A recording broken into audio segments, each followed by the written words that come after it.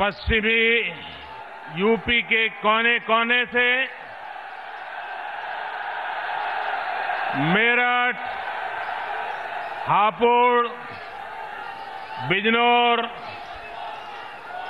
मुजफ्फरनगर, बागपत, गाजियाबाद, नोएडा समेत पूरे पश्चिमी उत्तर प्रदेश से यहां पधारे आप सभी बहनों भाइयों को मेरा प्रणाम।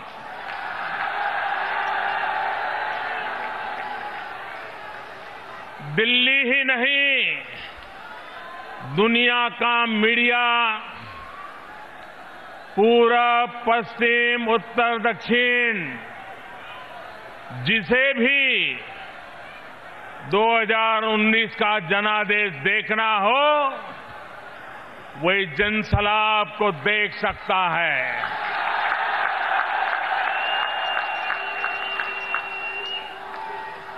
भारत मन बना चुका है। भारत के 130 करोड़ लोग मन बना चुके हैं। देश में फिर एक बार बनने जा रही है। इस विशाल संख्या में पधारने के लिए मैं आप सभी का, भारतीय जनता पार्टी के प्रत्येक कार्यकर्ता, एक एक बूथ का इंतजाम देखने वाले अपने साथी का हृदयपूर्वक आभार व्यक्त करता हूं। साथियों, 2019 के चुनाव अभियान की शुरुआत मेरठ से ही शुरू करने के पीछे एक वजह है। 2019 का ये चुनाव हर देशवासी की आकांक्षा, मजबूत भारत के सपने से जुड़ा चुनाव है। वही सपना, वही आकांक्षा जिसे दिल में लिए 1857 में इसी मेरठ क्षेत्र में स्वतंत्रता के आंदोलन का पहला बिगुल फूंका गया था। इसी गौरवशाली परंपरा को निभाने वाले सुकमा के नक्सली हमले में शहीद शोभित शर्मा और पुलवामा में शहीद अजय कुमार जी को मैं एक बार फिर अपनी श्रद्धांजलि अर्पित करता हूं।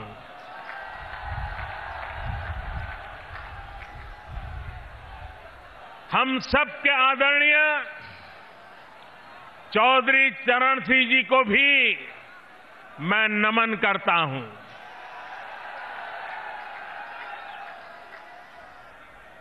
चौधरी चरण सिंह जी ने देश के लिए महत्वपूर्ण योगदान दिया। चौधरी साहब देश के उन सपूतों में से हैं जिन्होंने देश की राजनीति को खेत खलिहान और किसान पर ध्यान देने के लिए मजबूर किया। साथियों, 5 वर्ष पहले जब मैंने आप सभी से आशीर्वाद मांगा था तो आपने भरपूर प्यार दिया था। मैंने आपसे कहा था कि आपके प्यार को, आपके आशीर्वाद को मैं ब्याज सहित लौटाऊंगा।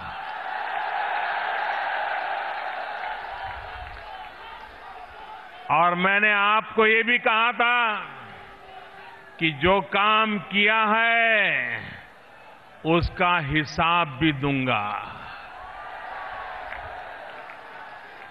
और हां, अपना हिसाब दूंगा, साथ साथ दूसरों का हिसाब भी लूंगा।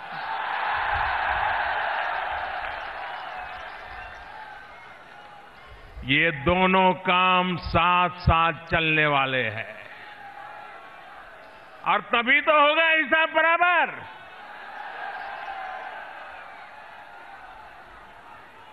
और आप तो जानते हैं मैं चौकीदार हूं और चौकीदार कभी नाइंसाफी नहीं करता है। हिसाब होगा, सबका होगा, बारी बारी से होगा।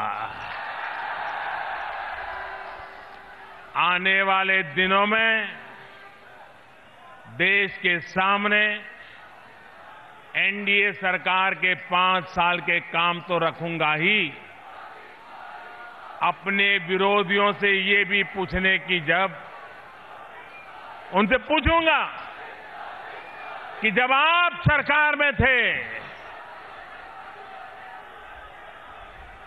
जब देश के लोगों ने आप लोगों पर भरोसा किया था, तो आप नाकाम क्यों रहे? क्यों देश का भरोसा तोड़ा? साथियों, आज एक तरफ विकास का ठोस आधार है, तो दूसरी तरफ न नीति है, न विचार है और न ही कहीं नीयत नजर आती है। एक तरफ फैसले लेने वाली सरकार है, तो दूसरी तरफ दशकों तक फैसले टालने वाला इतिहास मौजूद है।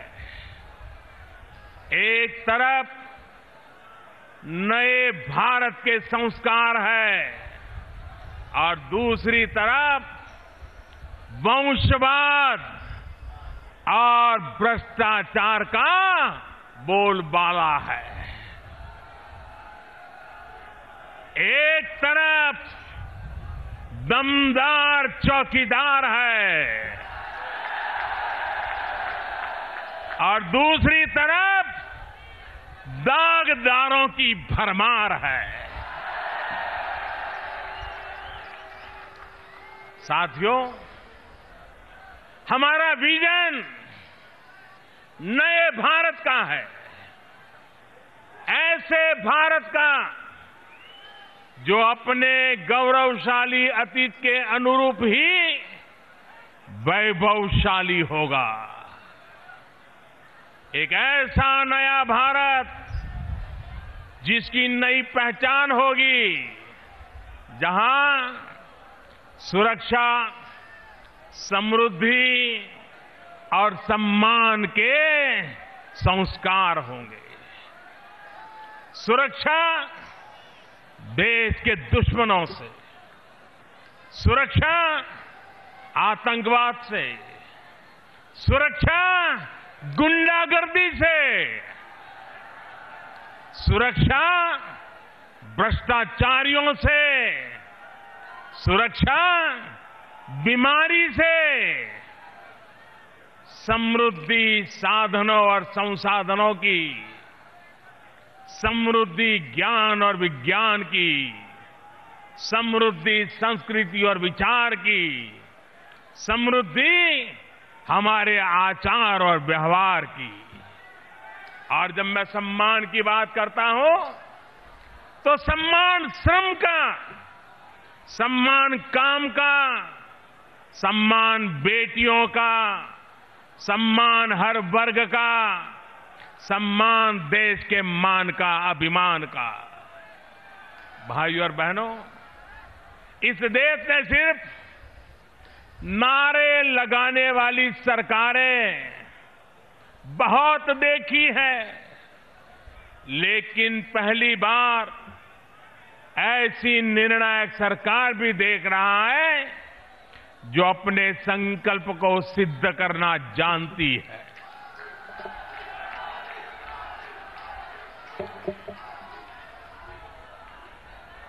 जमीन हो, आसमान हो या फिर अंतरिक्ष, सर्जिकल स्ट्राइक का साहस आपके इस चौकीदार की सरकार ने दिखाया है।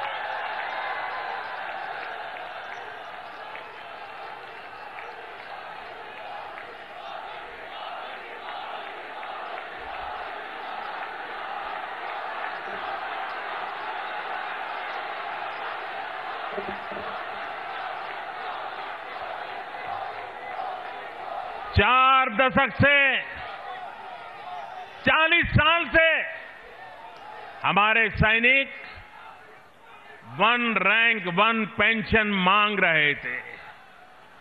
उसको पूरा करने का काम भी इसी चौकीदार ने किया।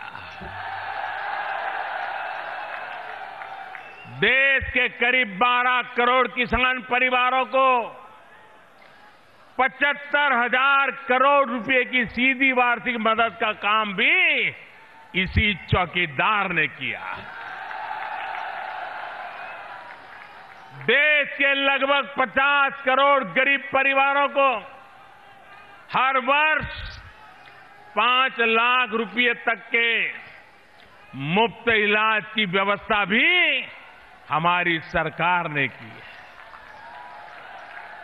देश के 34 करोड़ गरीबों के लिए जन धन योजना के तहत बैंक खाते भी हमारी सरकार ने खुलवाए हैं।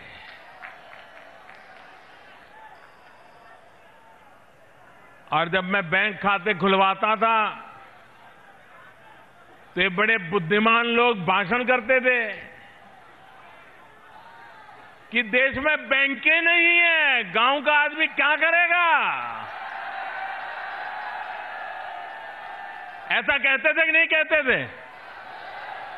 और आज वही कह रहे हैं जो लोग अरे गरीबों का बैंक का खाता 70 साल तक नहीं खुलवा पाए, वो अब कहते हैं तुम्हारे खाते में पैसे डालेंगे। कोई भरोसा करेगा क्या? अरे जो खाता नहीं खुलवा सकता है वो खाते में डाल सकता है क्या?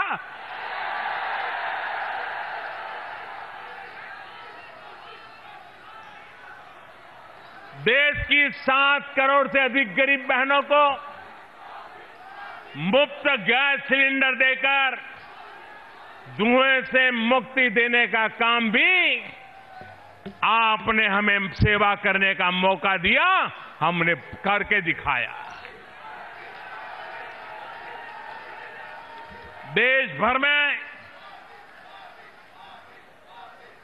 10 करोड़ गरीब परिवारों के घर शौचालय देकर बहनों को इज्जत देने का, जीवन देने का सौभाग्य भी हमें मिला है। 1.5 करोड़ से अधिक गरीब बेघर परिवारों को अपना पक्का घर भी हमारी सरकार ने ही दिया है। देश के 2.5 करोड़ से अधिक गरीब परिवारों तक पहली बार बिजली कनेक्शन देने का काम भी हमने ही किया है। 15 करोड़ से अधिक बिना गारंटी के ऋण देकर युवा साथियों को स्वरोजगार से जोड़ने का काम पहली बार एनडीए ने ही किया है। सामान्य वर्ग के गरीबों को, और मुझे विश्वास है कि जब ये खबर आपने सुनी होगी आपका सीना चौड़ा हो गया होगा। सामान्य वर्ग के गरीबों को 10% आरक्षण देने का ऐतिहासिक फैसला भी हमने ही लिया।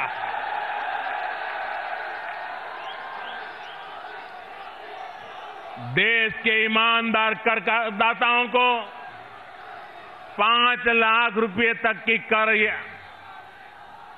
योग्य आय पर टैक्स जीरो करने का रिकॉर्ड भी हम ही ने बनाया है।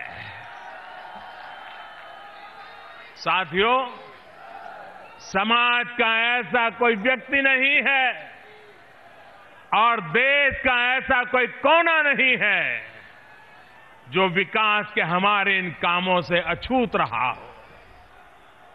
सबका साथ, सबका विकास की हमारी यही सोच है जिस पर नए भारत का निर्माण हो रहा है। 11 अप्रैल को आपका वोटिंग 11 अप्रैल को है ना? 11 अप्रैल को है ना?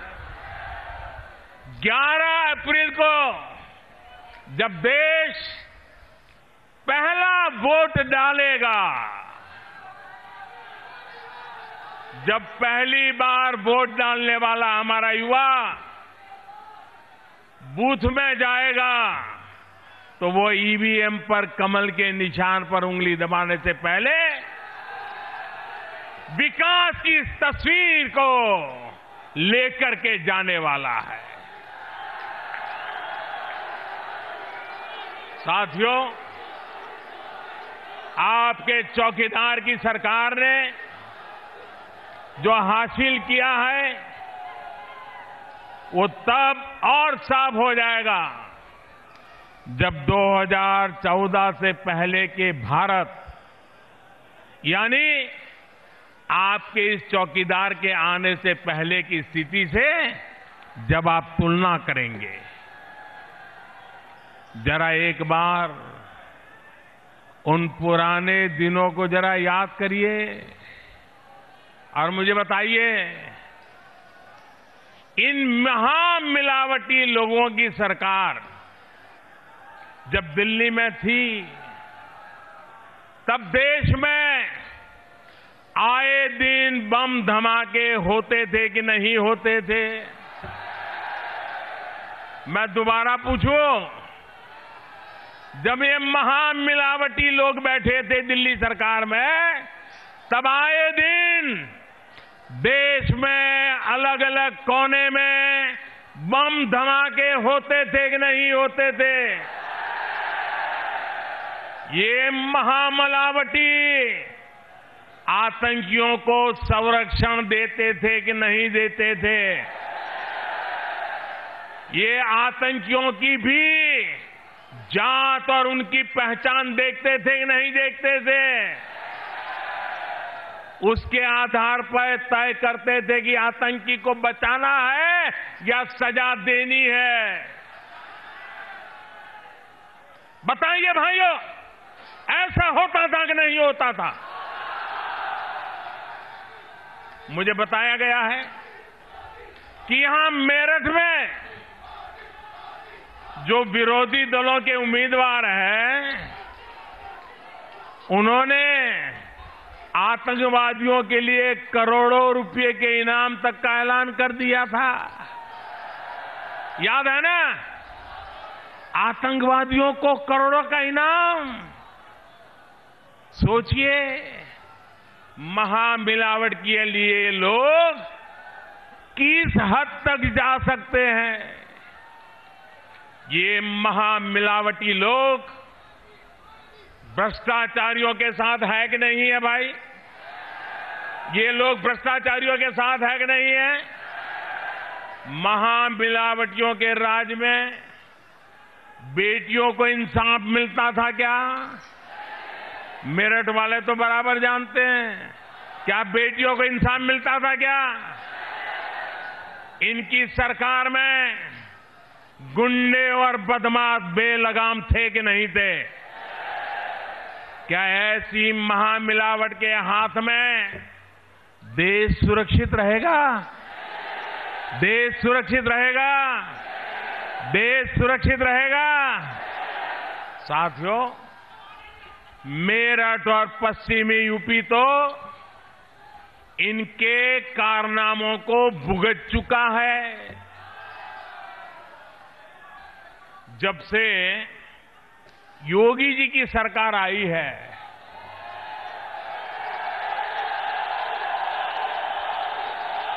तब से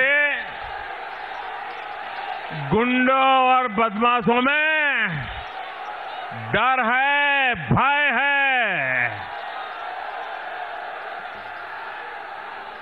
बेटियों के साथ अत्याचार करने वाले आज 100 बार सोचते हैं कि नहीं सोचते हैं,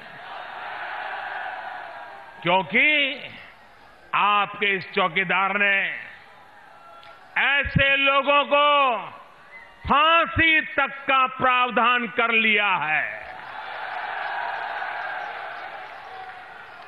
ये बातें मैं आपको इसलिए बता रहा हूं क्योंकि हम सभी मिलकर बीते 5 वर्षों में भारत को जिस स्थिति से निकाल कर लाए हैं, इसको और मजबूत करना है। देश को और मजबूत करना है कि नहीं करना है? देश मजबूत होना चाहिए कि नहीं होना चाहिए? मजबूत देश के लिए मजबूत सरकार चाहिए कि नहीं चाहिए?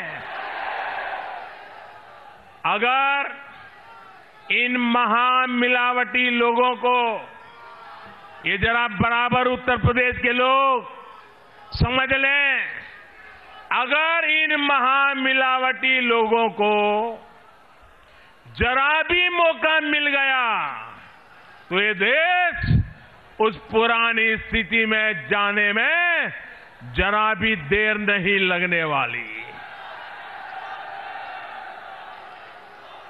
ये कितने बेचैन हैं, कितने बौखलाए हैं।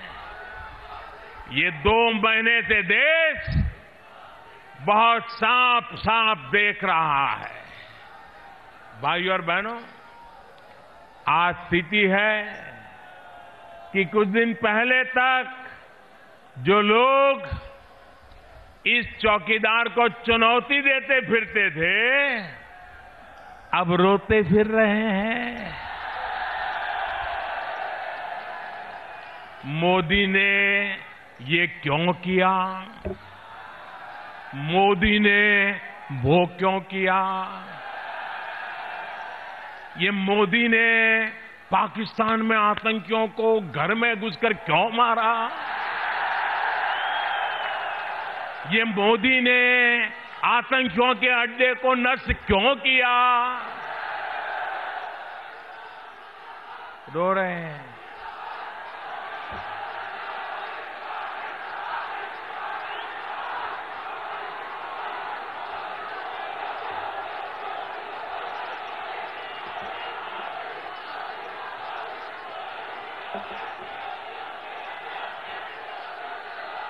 साथियों, एक गंभीर बात की ओर आपका ध्यान दिलाना चाहता हूं। ये सारे महामिलावटी लोग आज कौन पाकिस्तान में ज्यादा पॉपुलर होगा, कौन पाकिस्तान में हीरो बनेगा, इसकी स्पर्धा में लग गए हैं। वहां की मीडिया में छाए हुए हैं। उनके नाम की पाकिस्तान में तालियां बज रही है। भाइयों बहनों, आप ही बताइए, देश को हिंदुस्तान के हीरो चाहिए या पाकिस्तान के? हिंदुस्तान के हीरो चाहिए या पाकिस्तान के?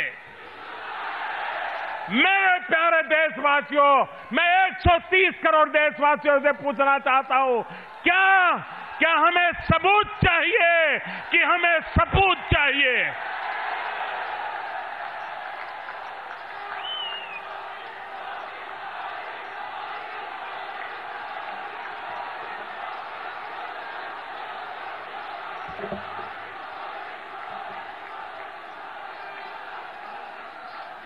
मेरे देश के सपूत, यही मेरे देश का सबसे बड़ा सबूत है।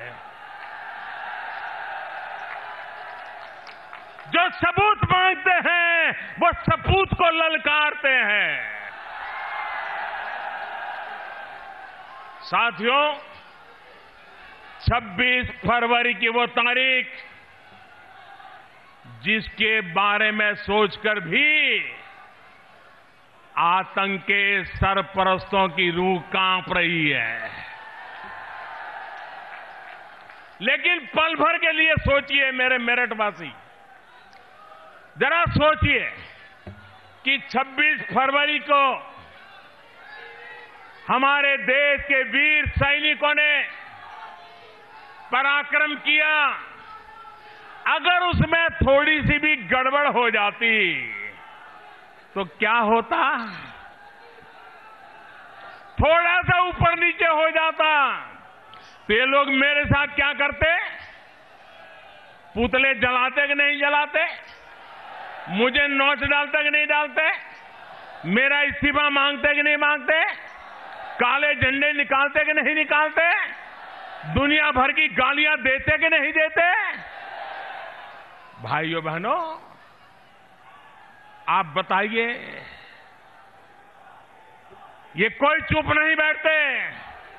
और अगर ऐसा होता तो सारा दोष किसको देते? किसको देते? मोदी को ही देते ना? देते कि नहीं देते? भाइयों और बहनों,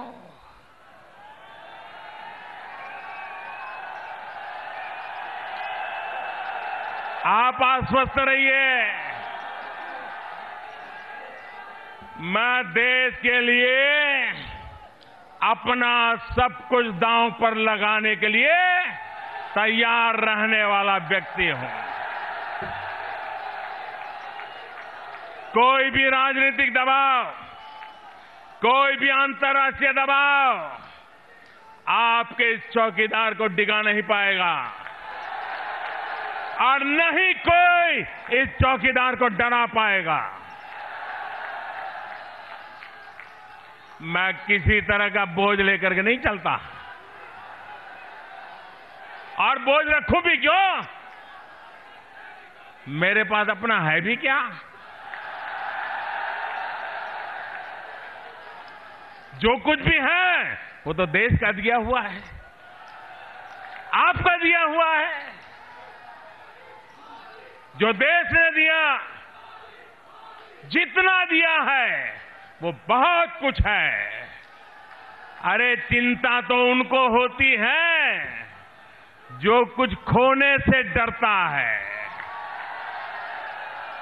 जिसको वंश और विरासत के बारे में सोचना है। नियत में खोट उसकी आती है जिसको सिर्फ और सिर्फ अपने परिवारों के हितों के बारे में सोचना है। भाइयों और बहनों, कल भी आपने देखा होगा कैसे अंतरिक्ष में हासिल की गई हमारे देश की महान उपलब्धि को इन लोगों ने नजरअंदाज किया। कैसी कैसी बातें बोली, मैं तो हैरान हूं। मुझे तो उनकी बुद्धिमत्ता पर भी सवाल उठने लगे हैं। साथियों, अगर कोई, जरा आप ध्यान से समझिए, अगर कोई थिएटर में नाटक देखने जाता है तो वहां क्या सुनाई देता है? वहां सुनाई देता है, अरे वो चलो भाई, सेट तैयार है क्या? अरे सेट रेडी है क्या? अरे भाई सेट लगा दो। अरे सेट लागू हुआ होगा क्या? नहीं, ऐसा आता है कि नहीं शब्द? थिएटर में जहां ड्रामा होता है वहां सेट की सजावट, नया सीन आएगा तो नया सेट, ये सेट शब्द थिएटर में बड़ा कॉमन होता है, बार बार सुनाई देता है। कुछ बुद्धिमान लोग ऐसे हैं, जब कल मैं ए सेट की बात करता था तो कंफ्यूज हो गए, समझे कि मैं थिएटर के सेट की बात कर रहा हूं।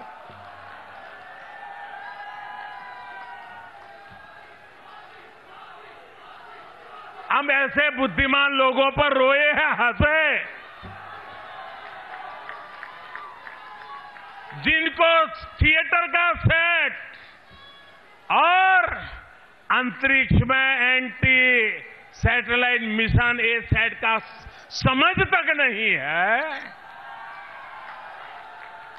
साथियों, आज जब भारत अपना सामर्थ्य बढ़ा रहा है, अपनी ताकत बढ़ा रहा है, अंतरिक्ष में चौकीदारी करने में समर्थ हो रहा है, तो इनके पेट में दर्द हो रहा है। मैं देश को आज भी फिर याद दिलाना चाहता हूं, याद रखिए कुछ लोगों ने कैसे सरकारें चलाई हैं, कैसे देश के सुरक्षा हितों से खिलवाड़ किया है। हमारी वायुसेना नया लड़ाकू विमान मांग रही थी, उनकी सरकार फैसले टालती रही, विमान हादसे होते रहे, उनकी सरकार फैसले को टालती रही। हमारे जवान बुलेट प्रूफ जैकेट मांग रहे थे, उनकी सरकार इस फैसले को भी टालती रही। आतंकी हमले में, नक्सली हमलों में हमारे जवान शहीद होते रहे, उनकी सरकार फैसले को टालती रही। हमारे वैज्ञानिक अंतरिक्ष में सैटेलाइट को मार गिराने की परीक्षण की मांग कर रहे थे, उनकी सरकार ने ये फैसला भी टाल दिया। 21वीं सदी के भारत को मजबूत बनाने के लिए, देश की सुरक्षा के लिए ये फैसला बहुत पहले लिया जाना चाहिए था, लेकिन ये फैसला भी टाला जाता रहा। भाइयों और बहनों, ये लोग भारत को हमेशा कमजोर बनाकर रखना चाहते हैं। मैं इनसे जानना चाहता हूं कि किसके हिसाब पर, किसको फायदा पहुंचाने के लिए आप लोग ऐसा डुलमुल रवैया अपनाते रहे। साथियों, इन लोगों की राजनीति तभी चलती है जब देश कमजोर रहे, जब देश को ये लोग बंटे रहे, समाज में दीवारें हो, खाई हो। ये सिर्फ अपना और अपने परिवार का स्वार्थ देखते हैं। सबका साथ, सबका विकास, ये उनको मंजूर नहीं है। और इसलिए कश्मीर से कन्याकुमारी तक वंशवाद और भ्रष्टाचार की महामिलावट करने वाले दल आज आपके इस चौकीदार से परेशान है। अपना भ्रष्टाचार जारी रखने के लिए ये सभी यहां यूपी में भी एकजुट हो गए हैं। अब सोचिए, जिस पार्टी के नेताओं को जेल भेजने के लिए बहन जी ने जीवन के 2 दशक लगा दिए, अब उसी से उन्होंने हाथ मिला लिया। जिस दल के नेता बहन जी को गेस्ट हाउस में भी खत्म कर देना चाहते थे, अब वो उनके साथी बन गए। और यूपी में तो सब कुछ इतनी जल्दी जल्दी हो रहा है कि पूछिए ही मत। अभी पिछले चुनाव में 2 लड़कों का खेल देखा। ये 2 लड़कों से बुआ बबुआ तक पहुंचने में जो तेजी दिखाई गई है, बड़ी गजब है जी।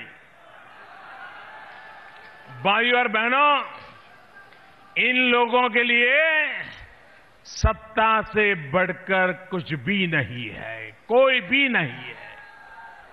ये वही लोग हैं जिन्होंने नारा बना रखा था, यूपी को लूटो बारी बारी।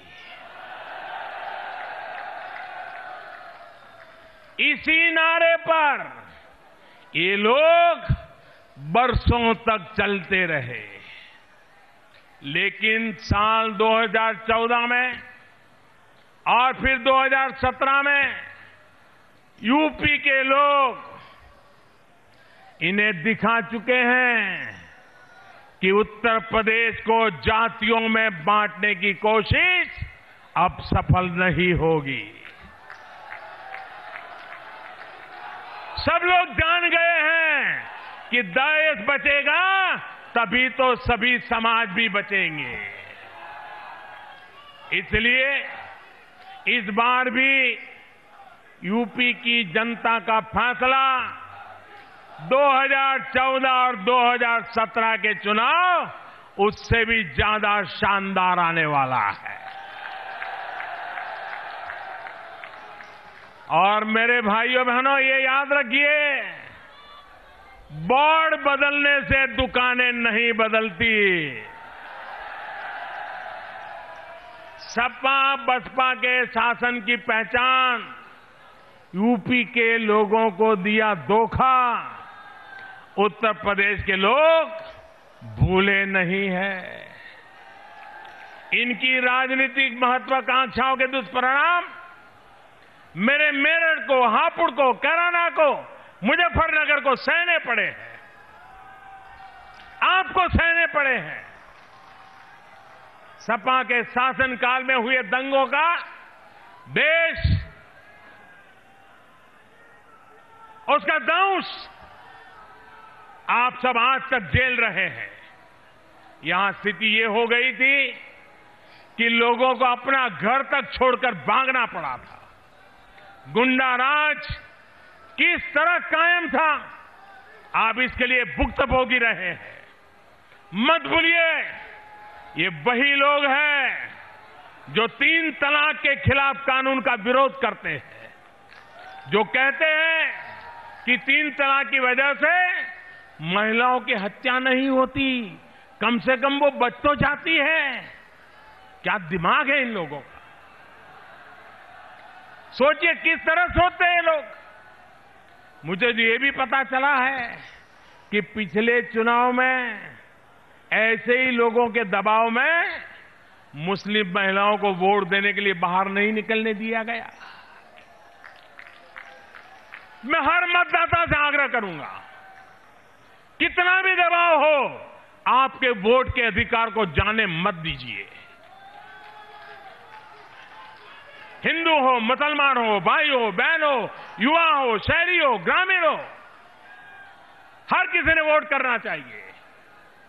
और इसलिए जो आप पर अत्याचार करते हैं उनके खिलाफ, अत्याचार करते हैं उनके खिलाफ, उनकी हरकतों को, उनके बयानों को आप भूले नहीं। उन्हें सजा देने के लिए 11 अप्रैल को अपने घर से जरूर बाहर निकले। भाइयों और बहनों, आप सभी साक्षी हैं कि कैसे इन्होंने यूपी के नौजवानों को भी धोखा दिया है, उन्हें भर्ती के नाम पर ठगा है। मेरठ सहित यूपी के हजारों नौजवानों का भविष्य कैसे कोर्ट कचहरी की फाइलों में दबा दिया गया था। मैं बधाई दूंगा योगी जी को, उनकी टीम को। उन्होंने इन महामिलावटी लोगों के पाप से बाहर निकालने का प्रयास किया। अब जो भर्तियां हो रही है उससे पश्चिम यूपी के हजारों युवा साथियों को लाभ हो रहा है। साथियों, यही स्थिति गन्ना किसानों की थी। मत भूलिए बसपा के शासन में प्रदेश की चीनी मिलों को अपने कारोबारियों को औने पौने दाम पर बेच दिया गया था। बेचा था कि नहीं बेचा था? मत भूलिए, समाजवादी पार्टी के शासन में गन्ना किसानों को अपना ही पैसा पाने के लिए अपमानित होना पड़ता था, लंबा इंतजार करना पड़ता था। साथियों, हालत ये थी कि सपा की सरकार ने गन्ना किसानों का 35,000 करोड़ रुपए से ज्यादा का बकाया योगी जी के लिए छोड़ दिया था। इसका करीब करीब पूरा भुगतान हो चुका है। इसके बाद पेराई सत्रों का भी 22,000 करोड़ का भुगतान हो चुका है। उत्तर प्रदेश में तो इन महामिलावटी दलों वाली सरकारों ने हाल कर रखा था कि गन्ना किसान एक साल गन्ना बेचता था और उसका भुगतान उसे अभी कभी 1 साल बाद तो कभी 2 साल बाद मिलता था। अब भाजपा की सरकार में इस साल का पैसा इसी साल मिल रहा है। मुझे पता है कि अभी गन्ना किसानों का बकाया है, पर मैं आपको भरोसा दिलाता हूं कि आपकी एक एक पाई दिलाई जाएगी। यहां पर हमारे मुख्यमंत्री योगी जी है, वो आपकी एक एक पाई दिलाएंगे और बहुत जल्द दिलाएंगे। भाइयों और बहनों, देश का किसान हमारे लिए अन्नदाता है। किसानों के लिए ऐतिहासिक कदम हमारी सरकार ने उठाए। दशकों से लागत का 1.5 गुना समर्थन मूल्य देने की मांग आप सभी की रही है, उसको भी हमने पूरा कर लिया है। यहां आए अनेक किसान साथियों को भी पीएम किसान सम्मान निधि की पहली किस्त सीधे बैंक खाते में अब तक मिल चुकी है। जिनको नहीं मिली है उसके खाते में भी बहुत जल्द पहली किस्त पहुंच जाएगी। अब तो दूसरी किस्त का समय भी आ गया है। इसी तरह साल में 3 बार हर फसल से पहले छोटे किसानों को हर वर्ष ये मदद मिलती रहेगी। यूपी के 2 करोड़ से अधिक किसान परिवारों को हर वर्ष ये लाभ मिलने वाला है। साथियों, मेरठ और पश्चिमी यूपी में किसानों के लिए, यहां के नौजवानों के लिए, कामगारों के लिए एक और बहुत बड़ा काम हुआ है। ये काम हुआ है कनेक्टिविटी का। मेरठ को आज से करीब 34 साल पहले ही नेशनल कैपिटल रीजन में शामिल कर लिया गया था, पर यहां की स्थिति क्या थी ये आप लोग बेहतर जानते हैं। भाइयों और बहनों, 2014 के बाद हमने इस पूरे क्षेत्र को तेज और आधुनिक यातायात से जोड़ने का बीड़ा उठाया। कुछ दिन पहले ही देश के पहले regional rapid rail transit system यानी आरआरटीएस का शिलान्यास किया गया। इस सिस्टम के बन जाने के बाद मेरठ और दिल्ली के बीच में मेट्रो रेल जैसा सिस्टम बन जाएगा। इसके साथ साथ दिल्ली से मेरठ को जोड़ने वाले आधुनिक हाईवे का काम भी अब पूरा होने को है।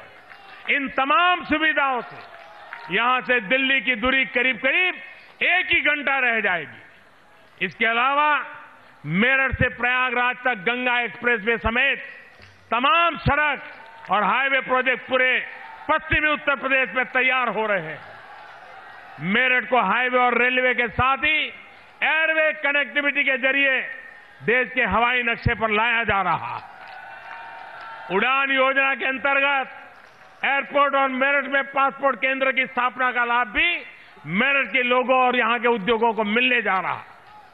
साथियों, यहां के लोगों का जीवन आसान बनाने वाले, यहां की स्पोर्ट्स इंडस्ट्री को मजबूत करने वाले विकास के सारे काम पहले भी हो सकते थे, लेकिन पहले की सरकारों की नीयत ठीक नहीं थी।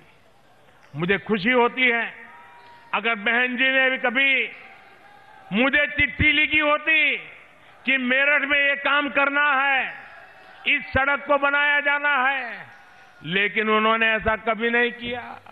मुझे खुशी होती अगर अखिलेश जी ने गरीबों के घर का मुद्दा उठाया होता गैस का सिलेंडर अधिक से अधिक लोगों तक पहुंचाए, इसको लेकर टेलीफोन किया होता, चिट्ठी लिखी होती, मुझे खुशी होती अगर चौधरी अजीत सिंह जी किसानों की समस्या लेकर कभी मेरे पास आते, मुझसे चर्चा करते, अपने सुझाव बताते।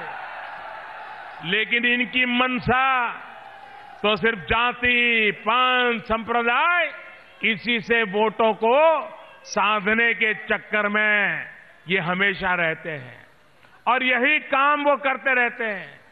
साथियों, आज वाकई चौधरी चरण सिंह जी के कितने दुखी होते होंगे।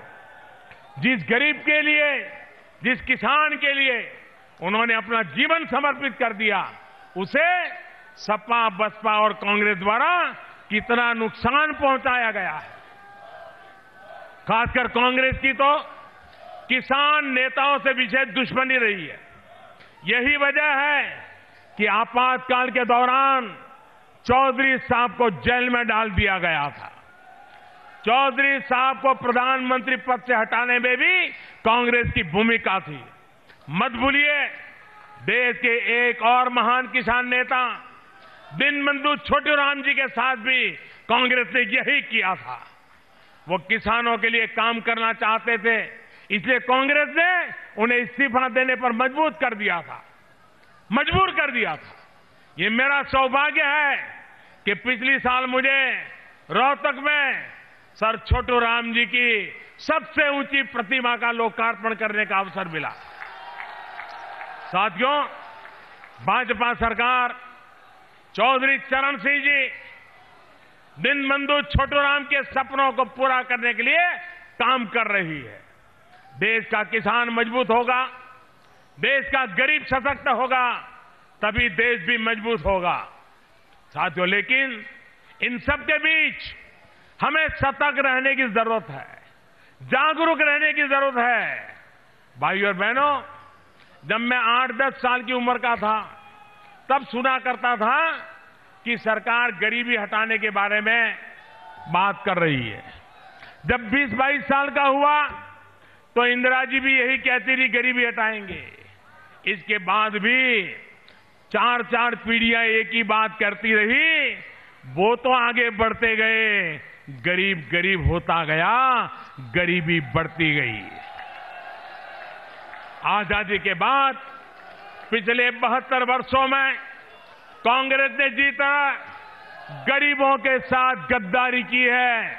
उसे देखते हुए आज देश का गरीब ये संकल्प कर चुका है कि कांग्रेस हटाओ, गरीबी अपने आप हट जाएगी। गरीबी तब हटेगी जब कांग्रेस हर कोने से हटेगी। कांग्रेस का 72 साल का काम खुद अपनी गवाही दे रहा है। गरीब को धोखा देने के लिए, गरीब को गरीब बनाए रखने के लिए कांग्रेस ने जो जो पैंतरे अपनाए हैं, वो गिनाने लगे तो शायद महीने भर मुझे बोलता रहना पड़ेगा। मुझे पता है, गरीबों के साथ गद्दारी करने वाली कांग्रेस को देश का गरीब अब पूरी तरह हटाकर ही दम लेने वाला। भाइयों और बहनों, 1857 के संग्राम में जन जागरण के लिए कमल के फूल और रोटी का प्रयोग किया गया था। कमल को राष्ट्रीयता के प्रतीक के रूप में प्रसारित किया गया था। आज जब हम नए भारत का संकल्प ले रहे हैं, तो फिर उसी कमल के जरिए हम सबको एकजुट होकर आगे बढ़ना है। भाइयों और बहनों, जब आप सभी का समर्थन मिलता है, तभी एक मजबूत और निर्णायक सरकार बनती है। आपकी मजबूत और निर्णायक सरकार आपके लिए और आने वाली पीढ़ी के लिए एक नए भारत का सपना देखा है। एक ऐसा नया भारत जो विश्व में सबसे साफ और भ्रष्टाचार मुक्त लोकतंत्र के रूप में सम्मानित होगा। एक ऐसा नया भारत जहां हर व्यक्ति को मूलभूत सुविधाएं उपलब्ध होगी। एक ऐसा नया भारत जहां हर एक व्यक्ति स्वस्थ, सुरक्षित और शिक्षित होगा। एक ऐसा नया भारत जहां हर व्यक्ति अपनी प्रतिभा को निखारने का मौका प्राप्त करेगा और उसके पास आगे बढ़ने के समान अवसर होंगे। एक ऐसा नया भारत जहां हर मां बहन बेटी को इज्जत की और सुरक्षा की जिंदगी जीने का अवसर मिलेगा। एक ऐसा नया भारत जहां हर किसान को यह महसूस होगा कि खेती करना लाभदायक भी है और सम्मानजनक भी है। एक ऐसा नया भारत जहां हर जवान को यह महसूस होगा कि उसके सम्मान के लिए पूरा देश उनके साथ खड़ा है। एक ऐसा नया भारत जहां हर व्यापारी को देश के किसी भी भाग में अपना काम करने में सहूलियत होगी। एक ऐसा नया भारत जो विज्ञान के क्षेत्र में विकसित देशों की बराबरी करेगा। एक ऐसा नया भारत जिसकी अर्थव्यवस्था विश्व की 3 सबसे बड़ी अर्थव्यवस्थाओं में शामिल होगी। एक ऐसा नया भारत जो आर्थिक और सामाजिक प्रगति में सभी नागरिकों की हिस्सेदारी होगी। भाइयों और बहनों, यहां के भाजपा के उम्मीदवार को दिया गया आपका एक एक वोट, आपका एक एक वोट जब भी आप कमल पे बटन दबाएंगे वो सीधा सीधा मोदी के पास पहुंचने वाला है। साथियों, मेरठ से और मैं आपसे ये भी कहना चाहूंगा,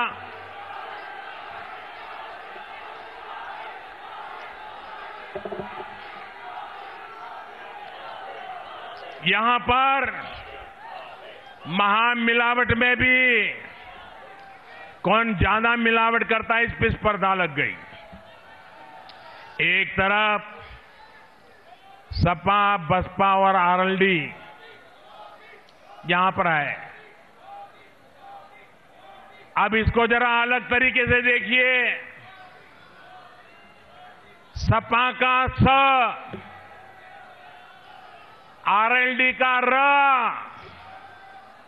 और बसपा का ब, मतलब शराब। अच्छी सेहत के लिए शराब से बचना चाहिए कि नहीं बचना चाहिए? उत्तर प्रदेश की अच्छी सेहत के लिए शराब से बचना चाहिए कि नहीं बचना चाहिए? अच्छे भारत के भविष्य के लिए शराब से बचना चाहिए कि नहीं बचना चाहिए? तो सपा, आरएलडी, बसपा, ये शराब आपको बर्बाद कर देगी। भाइयों बहनों, मेरठ से भाजपा के उम्मीदवार भाई श्री राजेंद्र अग्रवाल जी, मुजफ्फरनगर से भाजपा उम्मीदवार भाई संजीव बालियान जी, इधर आइए, यहां खड़े आगे आइए।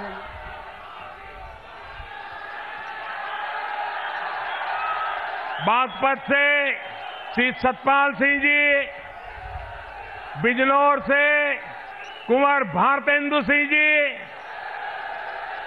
इन सभी को आपका वोट उस सरकार के लिए होगा जो आपके जीवन को बेहतर बनाने के लिए और देश के गौरव को बढ़ाने के लिए दिन रात परिश्रम करती है। आप मुझे देश को भ्रष्टाचार और काले धन से मुक्त कराने के लिए आशीर्वाद दीजिए। आप मुझे देशवासियों की सुरक्षा और इज्जत बढ़ाने के लिए अपना आशीर्वाद दीजिए। उत्तर प्रदेश को शीघ्र ही उत्तम प्रदेश बनाने के प्रयासों को और अधिक बनाने के लिए अपना आशीर्वाद दीजिए। मेरठ क्षेत्र के हर घर परिवार में खुशहाली लाने के मेरे सपने को पूरा करने के लिए आप सब अपना आशीर्वाद और वोट भाजपा को दीजिए। मेरे साथ पूरी ताकत से बोलिए, भारत माता की, भारत माता की, भारत माता की। एक और नारा बोलेंगे आज। मैं कहूंगा मैं भी, आप कहेंगे चौकीदार हूं। मैं भी, मैं भी, मैं भी। बहुत बहुत धन्यवाद।